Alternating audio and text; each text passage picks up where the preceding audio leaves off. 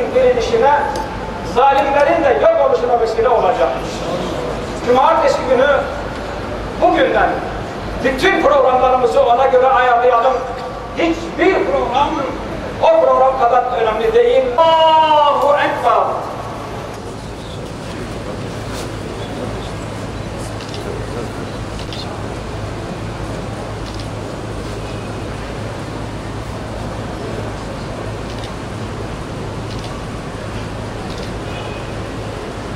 Allahu Ekber.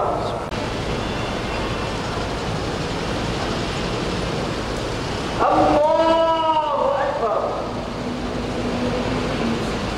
Esselamu Aleyküm ve Rahmetullah.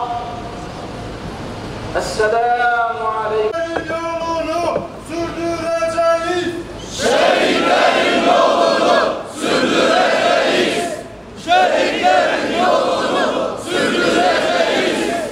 Şehit hediye yolun yolumuz. Şehit hediye yolun yolumuz. Şehit hediye yolun yolumuz. Selam direnişe devam. Hamas'a selam, direnişe devam. Hamas'a selam, direnişe devam. Yolunda öldürülenlere ölüdür demeyin. Bilakis onlar diridirler. Fakat siz bunun şuurunda ve bilincinde değilsiniz.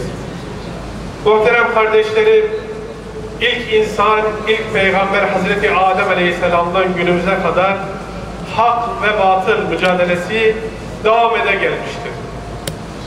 Hak mücadelesi sıradan bir mücadele değil, basit bir mücadele değil. Onun için tarih boyunca, insanlık boyunca insanların en değerlisi, en kıymetlisi ki Allahu Teala bütün peygamberleri böyle seçmiş. O zamanın şartlarında insanların en değerli, en kıymetli, en zeki, en akıllısı kimse onlardan seçmiş. Bu dava böyle peygamberlerin davası, salihlerin, evliyaların, şeyhlerin davasıdır. Onun için dava çok büyüktür. Feda edeceğimiz insanlarımız da böyle kıymetli ve büyük insanlardır. Tarih boyunca bu dava şehitler almış, Müslümanlardan fedakarlık yapan iyi insanları şehadetle yerine almıştır, yanına almıştır.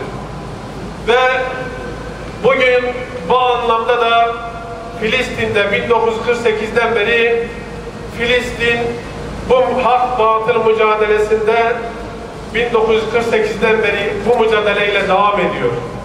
Ve bunlar da en azizlerini, en güzel insanlarını, liderlerini bu hak yolda, bu dava uğruna feda etmeye başladılar. Feda ediyorlar günümüze kadar. Daha önce İzzettin El-Kassam, Şeyh Ahmet Yasin, Abdülaziz Rantisi ve bugün de sabah şehadetiyle, şehadet haberiyle uyandığımız yine önemli şehitlerinden İsmail Haniye. Değerli cemaat, değerli Müslümanlar, Filistin meselesi sıradan bir toprak meselesi değildir. Burada yanılıyoruz. Çünkü Filistin mübarek bir meseledir, mübarek bir davadır. Dolayısıyla bütün Müslümanların sorumluluğunda olan bir davadır. Çünkü o topraklar sıradan topraklar değil. Peygamberimiz sallallahu aleyhi ve sellemin İsra ve Miraç olayının geçtiği yer, Peygamberimizin bütün peygamberlere namaz kıldırdığı yer, yine birçok peygamberin hayatını sürdürdüğü mekan, yine Mescid-i Haram, Mescid-i Nebevi ve 3. harem olarak kabul edilen Mescid-i Aksa'nın bulunduğu mübarek topraklar. Şehit İsmail Haniye bir avuç mücahit arkadaşlarıyla 10 aydır dünyanın süper güçleriyle elinde doğru dürüst silah olmadan büyük bir mücadele veriyor. Gerçekten dünyanın bütün süper güçleri silahlarıyla, her türlü yardımlarıyla bu bir avuç Müslümanların üzerine gelmiş ama bunlar 10 aydır direniyor ve hepimiz adına bu cepheyi koruyorlar. Çünkü cephenin sorumluluğu hepimizin sırtında, sadece onların sırtında değil. Onun için bu davanın yolcuları da gerçekten kıymetli ve değerli insanlardır. İsmail Haniye de bunlardan birisiydi. Ne diyor? Çocukları, torunları şehit edildiğinde ona haber geliyor. Büyük bir metanetle ve sadece dinleyerek, büyük bir metanetle benim çocuklarımın kanı Filistin'de akıtılan Filistinlilerin kanından daha değildir diyor. Hayatı boyunca, ömrü boyunca bu hak dava, iman, İslam, Allah yolunda mücadeleyle ömrünü devam ettiriyor. Ve bu konuda davası uğrunda hiçbir fedakarlıktan da geri durmuyor. Ömrünü buna harcamış, daha önce torunlarını bu davaya vermiş, çocuklarını bu davaya vermiş, kardeşlerini bu davaya vermiş ve en sonda da kendi canını bu davaya vermiş. Zaten konuşmasında bunu söylüyor. Bu mesele için, Filistin için diyor, bu dava için diyor, gerekirse malımızı, canımızı, çoluk çocuğumuzu, evladımızı, her şeyimizi feda etmeye hazırız diyor zaten. Bu günlere hem kendisi hazır hem de bütün arkadaşlarını hazır bir hale getirmiş. Onun için yenilmiyorlar. 10 aydır bütün dünya müstekbirleri, bütün güçleriyle, silahlarıyla üstüne gelmiş. Ama inşallah yenemeyecekler. Eğer bir dava şehit vermeye başlamışsa o dava kolay kolay bitmeyecek. Buna da inanıyoruz. Çünkü şehit toprağa atılmış bir tohum gibi inşallah daha gür, daha bol ormanlar gibi büyüyerek gelecekler. Siz de bu sıcak günde buraya kadar geldiniz. Allah razı olsun hepinizden. Şimdi müftü yardımcımız Yunus hocamız bir dua yapacak. Fakat yine tekrar hatırlatalım.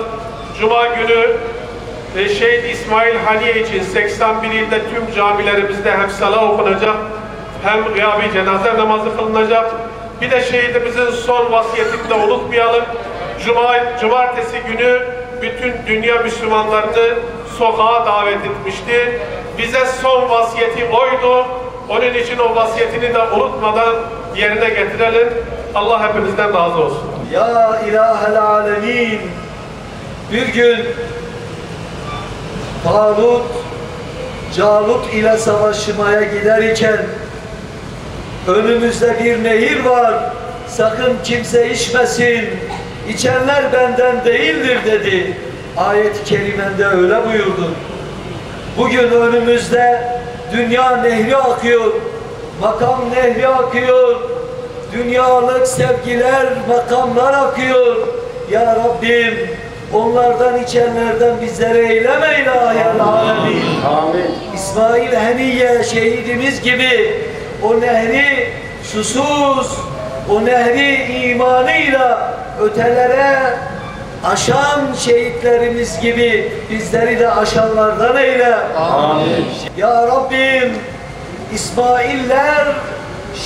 İsmailler kurban edildiğinde bayramlar olur. İşte bir İsmail daha şehit edildi. Bir İsmail daha kurban edildi senin yolunda. Artık şu Kudüs davasında bizlere bayram nasip eyle ya ilahe. Amin. Ya ilahe alemin, sensin bizim Mevlamız.